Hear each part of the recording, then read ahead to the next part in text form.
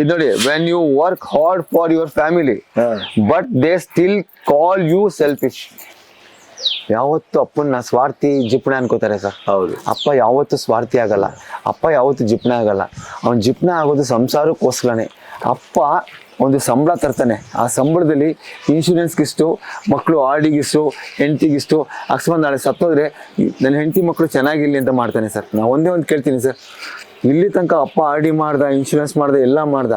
ಯಾವುದನ್ನ ಮಕ್ಕಳು ಅವ್ರ ಕೆಲ್ಸಕ್ಕೆ ಸೇರಿದ್ಮೇಲೆ ಅಪ್ಪ ನನಗೆ ಒಂದು 80,000 ಸಂಬಳ ಬರ್ತಿದೆ, ತಿಂಗಳಲ್ಲಿ ನಿನ್ನ ಹೆಸರಿಗೆ 10,000 ಹಾಕ್ತೀನಿ ಅಂತ ಹೇಳಿದ್ರು ಮಕ್ಕಳು ಎಷ್ಟು ಜನ ಇದ್ದಾರೆ? ನಿಮಗೆಲ್ಲೋ ಬೆರಳೆಣಕ್ಕೆ ಅವ್ರು ಸಿಕ್ಬೋದೇನೋ, ನನಗಂತೂ ಸಿಕ್ಕಿಲ್ಲ ಅವರು. ಸಿಗಲ್ಲ. ಅಪ್ಪ ಅಷ್ಟೆಲ್ಲ ನೋಡ್ಕೊಂಡಿರ್ತಾನೆ.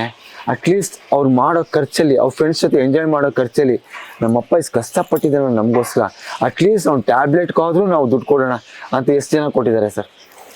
ಅಪ್ಪನ ನೋವು ಯಾರಿಗೂ ಗೊತ್ತಾಗಲ್ಲ ಸರ್, ಅಮ್ಮನ ನೋವು ಎಲ್ರಿಗೂ ಮಕ್ಳಿಗೂ ಗೊತ್ತಾಗುತ್ತೆ. ಯಾಕಂದ್ರೆ ಅಮ್ಮ ಹತ್ತು ಬಿಡ್ತಾಳೆ ಸರ್, ಆ ಅಳು ಮಕ್ಕಳಿಗೆ ಒಂಥರ ನೋವು ಕೊಡುತ್ತೆ. ಅಪ್ಪ ಹಿಂಗ್ ಮಾಡಿದ್ನ. ಮತ್ತೆ ಅಪ್ಪ ಅಂದ್ರೆ ಆಕಾಶ ಅಲ್ವಾ, ಆಕಾಶ ದೂರದಲ್ಲಿ ಇರುತ್ತೆ, ಅದರ ವ್ಯಾಪ್ತಿನೂ ಗೊತ್ತಾಗುದಿಲ್ಲ, ಅದರ ಆಳವೂ ಗೊತ್ತಾಗುದಿಲ್ಲ, ಅದರ ಸೌಂದರ್ಯವೂ ಗೊತ್ತಾಗುತ್ತೆ. ಅಪ್ಪ ಅಳೋದು ಇಲ್ಲಿಂದ ಸರ್.